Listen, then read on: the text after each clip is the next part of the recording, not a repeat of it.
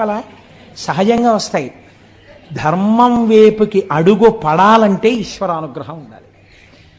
నా ప్రవర్తన ధార్మికంగా ఉందా అని చూసుకోవడానికి నీకు లోపల కలేజా రావాలి. ఆ కలేజాకి అటువంటి ధార్మిక ప్రవర్తనకి ఈశ్వరానుగ్రహం కావాలి. అలాంటి అనుగ్రహం ఇచ్చి నడిపించేవాడెవడో వాడు రుద్రుడు. ఇప్పుడు నాకు అక్కర్లేదనేవాడు ఎవడైనా ఉంటే నాకు చూపించండి రుద్రుణ్ణి. నమస్తే రుద్రమన్యవ ఉతోత ఇషవే నమః. నీ కోపం వస్తే ఇన్ని భ్రష్టత్వాలు వస్తాయి. అందుకని వద్దా, ఆ ధనస్సు వద్దు, ఈ ధనస్సు పట్టుకో. ఇది అందుకని పినాకి అని పిలిచింది శాస్త్రం ఆయన్ని. కాబట్టి ఇప్పుడు చూడండి అంటున్నారు రుత్. రుద్ర శబ్దములో రుత్ అన్న మాట ఉంది. ఈ రుత్ తాం భక్తేభ్యో ద్రావయతి.